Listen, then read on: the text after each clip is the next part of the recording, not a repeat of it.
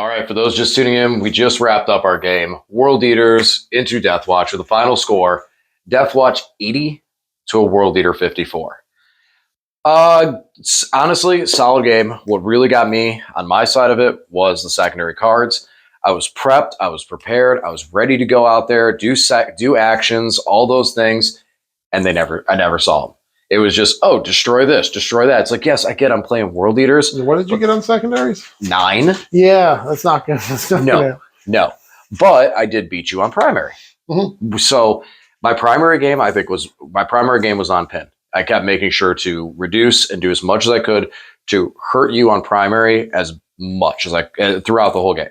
And I did that very much so. What was it? Primary, you ended up having 30 to 35, only stopped you by 5 points. That 15 at the end of the game was going to happen. But, I take that as positive. I'll take that as a win because that's the only win that I can take out of this. But secondary, I got crushed. Yeah. And as we've been looking at the new mission deck that's coming, it would have definitely favored me the first couple turns to get those challenger cards because I was behind you on primaries. So it's interesting to see how that's going to work in the future when we have those available to us. Obviously, we're still playing with the Pariah Nexus deck because we don't actually have the new one yet, but it'll be interesting to see how that affects games in the future. Yeah, it would definitely, because I did get the 30 points real early, and I just could not get anything on secondaries. I could not get that engine going. Kind of saw that early tempo when my spawn successfully charged and just completely whiffed on all their attacks, and then failed with the 8-bound. So my first offensive to try to kind of get you in the corner and do a bit of damage over here failed. Berserkers came in. They did decent. I was really hoping to try and trigger the blessing off of a different combat, a different charge, to get the 6-inch pylon to bring more onto your Indomitor kill team. My goal was just, okay, I'm not getting secondaries. Let's just try and do damage to your damage dealers so that you're going to leave stragglers and try and play off that second. I was using the stratagem a lot that after you destroyed units, I'd sticky. And that was kind of my whole strategy to try to get out of the situation I was in. But Centurions were the Demon Prince, the dice. Lane brought this up on this one, so this is Lane saying it. I didn't roll too good on the Demon Prince, and he rolled pretty hot on his save, so that only taking out 3 was really hoping for him to do a little more damage to the Centurions to get them weaker. And then on top of it, usually when I get the Centurions down to 3, I'm happy. Their Overwatch just absolutely brutal. I mean, literally, he shot my Forge Fiend, rolled 3 dice, 2 of them were 6s, and goes, well, I get to re-roll because you were my oath target, and picks up the third 6, and I go, okay, well, luckily I got some invulns there. Perfectly average. Yeah. Luckily I got some invulns on that, so at least it kept him alive, but it bracketed him, which meant I couldn't go with the continued strategy of trying to take the small Marine squad off the objective and put Lane down another 5 points on primary. So didn't work, but I liked how I did have, there were situations to get out of. Like, I was able to get out of situations with certain stuff. Like, yeah, I put you in situations you need to get out of. Correct. That's what happened in this game. You know what I mean. What I'm saying is that the army was able to play to those outs. There was ways for me to get out of those situations. In some of them, it was just the dice went really bad. Just really, really, really bad. Is there any fallback and charge? No. Yeah. No. But some of them, the dice went kind of bad. And the other was the cards on me, man. Those cards were terrible. I was not able to push back and really score anything on the secondaries. Now, that's a lot for the World Eater side. Let's talk about the DeathWatch because that's what you're going to be playing this weekend. So how did you feel with this type of matchup? Some stuff that maybe you saw that you haven't seen with other units in the past. Well, a lot of people think of the Devastator Centurions as being a strong anti-tank unit, but they're really good into any kind of like larger infantry squad because of the blast. For example, I picked up 10 Jackals near the end of the game with the Dev Sense. There were only 3 of them. That doesn't seem like that big a deal, but to get 10 hits and 10 wounds on that with just 3 of those Dev Sense, because of the blast, because of each of those missiles getting extra 2 shots, it definitely added up and made it much more efficient. So they're really good in that. I did not get to shoot the Dev Sense into Berserks. It didn't happen. We were able to get to them other ways, but I really wanted to get that massive 4 blast a piece for the Dev Sense missiles. But again, it went pretty well. I did kind of sacrifice some of my units. The Watchmaster died pretty early. because I went out there, but I was just trying to push you back off the objectives. And even though it didn't really affect your primary for the first couple turns, it limited the number of units you had. So they just had fewer options for you to do things like secondaries, that sort of thing with. So, yeah, I feel like the DeathWatch performed pretty well in this matchup. Primary it can be a little bit of a challenge for the DeathWatch early on because I'm trying to get more shooting out of my shooting units. I don't want them to get tied up in combat too early. But having the Judicar with the rapid ingress for free is a big deal. Even though he didn't have the chance of heroic, his 10-man DeathWatch vets unit was set up to go into the berserks on that turn and finish them off as well. So one of the things I feel like I'm missing with Berserker is some type of defensive strat, because I do say, like, yes, there was a couple instances where it's like, oh man, that really didn't go. Like the Demon Prince whiffing was a big one, and the Berserkers not quite. I don't know if the Berserkers really did as bad. I guess with the interaction with the 8-pound and the spawn, and it was like, oh, failed charge, oh, failed combat. That one kind of hurt as well too, because I wasn't able to mess with your backfield stuff, and you were just able to do what you wanted to do because you took no damage. One unit was in combat that had to fall back, so it didn't really disrupt anything. So that was kind of a bummer. But on the other side of things, no rerolls to hit. The 8-pound do that for me, but they didn't survive long enough. I had them in positions. I was hoping they were going to make the charge.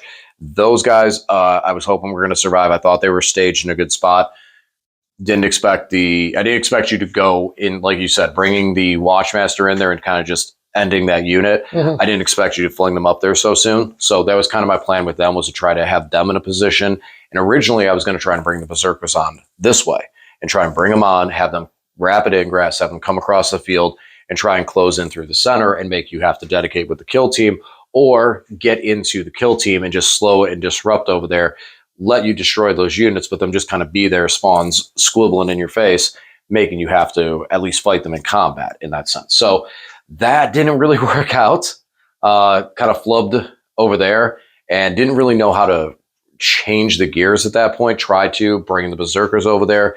It worked a bit. I was able to definitely get a lot of points, but again, those secondaries, once I didn't see cards I could score, it just let the scoreboard get too far away from me. Hindsight on it, I still don't think in this, with how things went towards the end of it and seeing how it played out, I still don't think it's enough that I would have pushed past you, but probably at least have a little bit of a better score than the 54 that I saw.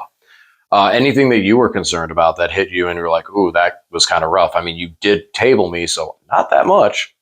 Yeah, it was just I went after all your smaller units early just so they weren't getting tagged, because I know a couple Chaos Spawn get into one of my units and now they can't shoot. I don't have any way to fall back and shoot other than the Watchmaster. So that was my primary concern, was just shutting down, getting tagged by that sort of thing.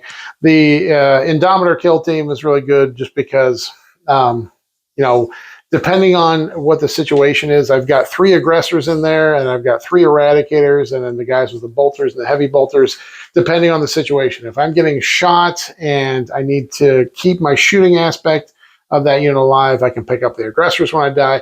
In this case, when I got hit by the Berserker bomb, I picked up Meltas and Bolters first, so the aggressors could survive and punch back when it was time to do that. So it gives me some interesting flexibility there when I'm picking up casualties on whether I want to keep the shooting aspects or the punching aspects of that unit. So I definitely performed well today, being able to function in both of those areas. Yeah, you were able to hit on both those fronts, able to combat me very well, especially the Berserkers, because of the fact that you have that combat DeathWatch team that came down with the fight first. I was able to at least minimize how efficient they can be with their heroics and stuff and everything, and how they can really just stop a charge in general. So I was at least able to minimize that part of it, but not enough to disrupt the Indomitors. They still did everything they needed to do. There was units on objectives they were able to eliminate without picking up, and then when they did pick up, score late in the game. So I wasn't able to slow down the Indomitors, which really honestly is kind of the telltale of the game. Not stopping them. I was able to hit the Centurions. Yes, I could have hit them more efficiently with the Demon Prince, but even if I hit them more efficiently, the Indomitors were still active, and that was going to be too much. So both of those targets needed to get hurt a lot more, so that the Talon Strike was the only one left, but we didn't quite get them. So Didn't quite get them, didn't quite tag them. Probably, I mean, I'm not sure. I enjoyed this. This was fun for the fact of 20 Berserkers raw in the +2. Not really my style. I don't like not having the defensive strat because even if I get that little extra push on you, it doesn't. If I get better secondaries and a couple of those things swing a different way, I don't think it totally capitalizes enough. I still lose the Berserkers. I still lose the squad over there. You still have multiple other units to score with. Obviously, you ended my game on turn 4, so I don't feel like it's enough to push the W out of it. And that's because of not having the defense. One strat for defense, but that's it. Yeah, as we said, we're cleaning up here. It feels more like this Berserker Warband is made to go punch things and engage in a punching army, not a shooting army. The Forge Fiends are good, but they're limited by that 18-inch range, so you have to really put them out there and expose them. Mm-hmm. It's time for them to shoot. They hit really hard when they get within 18 inches and are shooting a squad, a 10-man squad. They get their blast and they get their extra shots and everything. But when they're not in that 18-inch range, they're just hitting on 4s with no rerolls. And that's kind of a bummer for them. But when they get close, they're good. But they kind of, like I said, they kind of have to expose themselves and get slapped back in return. And that part I don't mind if I would have hit the Centurions harder, because by removing those, then yes, those the interceptors, whatever, plasma dudes, we're able to pick them up pretty easily. You have weapons to hurt the Forge Fiends regardless of it. But I feel like if they would have taken more damage, it would have slowed that a bit, and then the Forge Fiends could have done that late game work. Still not enough to pull the W. No matter what I say with it all, I still don't feel like it's going to say enough to push that W, because I don't have any way to spend the command point, armor or contempt, really defend something a little bit more and keep it alive. I just don't see it. Yeah, I definitely say it seems like more people are playing the Demonkin. Vessels is popular too. Vessels of Wrath. I see. I mean, after playing against the Demonkin, I see it has more. I think it has more utility. I think a big part of it is that fact that you, like in this matchup, I would have tried to get the Blood Tithe points to go into the 4-up invuln. And having that 4-up invuln would have really, really started to mess with the rest of your army. And that's where I feel like that defense is there. You have that. So that's what it's going to, that's what needs to happen. That's where I need to score those things. So. It seems like there's just too many things that are limited to Berserkers in this. I know it's called the Berserker Warband, but you have an advance and charge strat, but you can only use it on Berserkers. You can't use it on the 8-bound or anything. That seems kind of weird. You'd think you want to have a few more options available for that sort of thing. So. Yeah, I might look at Vessels just for some fun in the future and see if I like that one as well, because these detachments, one thing that's nice about these two, Vessels and Berserker Warband, is it really does allow you to play with other units that you would, like, it kind of opens up the entire codex minus the demons. Because even though there is the strats that do focus on Berserkers, there are strats that focus on other things. Being able to sticky the objectives was huge. I love that. Yeah. So there is some other things, but I want to see what Vessels could do. I'd probably give that a try. But yeah, right now, Demonkin is one I like the most. So as far as for DeathWatch, yeah, you completely bowled me over. There was nothing that you didn't shoot at and hit and intend to remove that didn't get removed. Like I said, while I could have seen some stuff I would have done like to do more damage on that aspect, other than the Centurions, everything else just cleared like it normally would. Centurions were just a little over the top in the Overwatch, but how much, when you look at the end of the game of it all, how much does that really impact? Because even if you gave me 1 or 2 more units on the last turn, what am I going to do? Maybe I score a couple secondaries. Maybe I get like 3 or 4 points here. I could have gotten Defense Stronghold if I stayed at home, but gaining 3, remove 5, that's what I'm going to go with. So just the up-down is super powerful. Being able to do that, being able to reduce the CP and still move efficiently, and grenades. I hate grenades. I really do. I hate grenades. Just because Necrons don't have them. That's the only reason you don't like them. I hate grenades. Necrons don't like to throw things that go boom. They like to shoot things that go boom. Yeah, pretty much. So I think that's about wraps it up. You got any closing thoughts? No, I think we're good. I'll let you guys know how the GT goes next week. I'll be playing that this weekend. So I'll let you know. I'll come back and report on it. Yep, and I'm going to be running the Necrons because then it's my turn to start getting ready. I do feel still comfortable with them even after getting smacked by the Tyranids. So need some more Horde practice. I think that's where it is for this list. And then maybe rumble with the DeathWatch again. I think that might be interesting. So, all right, guys, as always, Thanks for watching, and we'll talk to you again soon.